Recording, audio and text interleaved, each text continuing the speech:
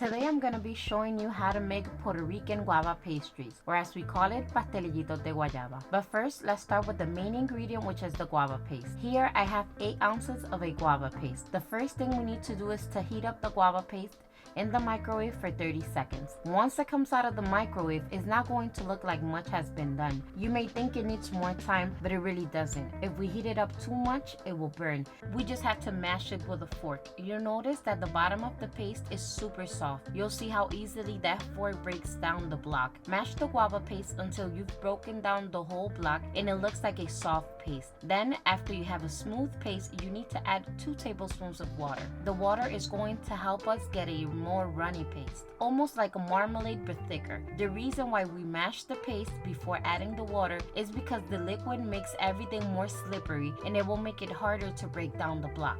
You could do this step in a food processor, but you'll just dirty more dishes. Plus, it's really not that hard doing it by hand. All you have to do is mix until all the water has been incorporated. This step shouldn't take more than 3 to 4 minutes. Once you're done, you should have a smooth paste without any lumps, just like you see here. Before going any further, make sure to preheat the oven to 350 degrees. Now we prep our baking tray by adding a piece of parchment paper. The tray I'm using here is a 17 by 11, but you could use any size tray you have. Here I'm using a pound of puff pastry by the brand Pepperidge Farms, but I also have used the Do4 brand. And one of the reasons why I like these 2 brands is because they both come with a piece of wax or parchment paper in the middle of each fold. So when the puff pastry is thawing, they won't stick. A lot of the off-brands puff pastries don't bring the paper to divide the folds, and this could be a nightmare. What I like to do if I'm using the Pepperidge Farm though is to remove the papers and stack both sheets together. Then I want to cut them right where they already have the fold. First, you want to make 2 lines going down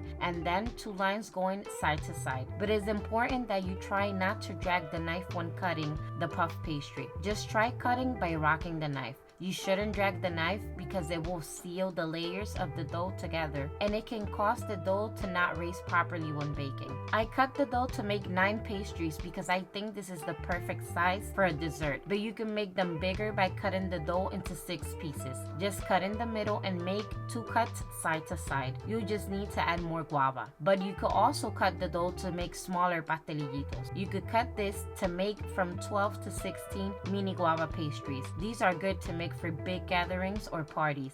These pastries are made in a Puerto Rican style, which are traditionally cut into a square shape. But if you don't want to make these guava pastry squares, then don't worry because the same squares can be used to give the pastries a triangular shape. Not the traditional shape that is used, but they'll still taste the same. The shape doesn't affect the flavor. After we cut the dough, you want to place half of the squares down on a flat surface. Then what I like to do is to take each square and slightly stretch them to make them slightly bigger. You can also achieve this by gently going over them with a rolling pin. I just prefer to do it by hand because I don't want to flatten them too much with the rolling pin. Remember that you want to work with a dough that is cold. The dough should be firm but still be manageable. By this stage, some people just bake these squares and once cooked they add the guava sauce. But I don't because I like having 2 pieces of puff pastry, so I have a tall pastelillo like it is typically done. I add 1 tablespoon of the guava paste to each square, and while you may be tempted to add more, trust me, don't do it. It is not good because if we have too much filling, what will happen is that it will bubble out while baking and that's just wasted material. I say that you can always add less but not more. Every time you add the guava filling, just try to spread it a little around, just so it won't have a blob of guava paste in the middle. What we need to do then is seal the pastelillos. What I like to do is wet my fingers and run them through the borders of each square. I don't use a cooking brush because they tend to be big and I don't want them to wet the outside of the dough. Now some people like to use an egg wash, but with the ridiculous high price that eggs have right now, I'm not going to waste one just to use a little bit. Plus it's really not necessary. After we got the borders wet, we want to cover each square with another piece of dough. Now this is a tip for you so you don't make the same mistake that I make 99.9% of the times that I make pastelillitos, which is that you should cover each each square with its pair, meaning you should use the same piece that it was cut with. I always forget this and I just start taking random pieces and putting them together.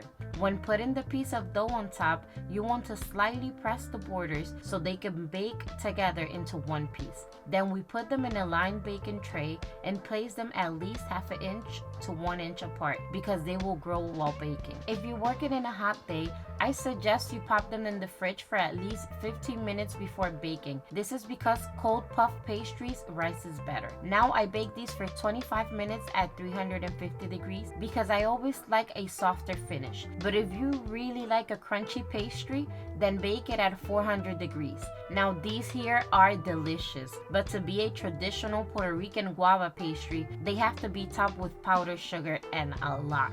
But if you're trying to watch your sugar intake, then you can leave it out. I like to top the pastries once they come out of the oven and they still piping hot because some of that sugar will stick to it better because of the heat, so less will fall off while you enjoying one. Here I'm using 1/4 cup of powdered sugar to cover these. And there you have a delicious guava pastry, a Puerto Rican pastelillito de guayaba. They are sweet, flaky, and delicious. I will leave you the link in the description below for the full recipe. Buen provecho, thanks for watching.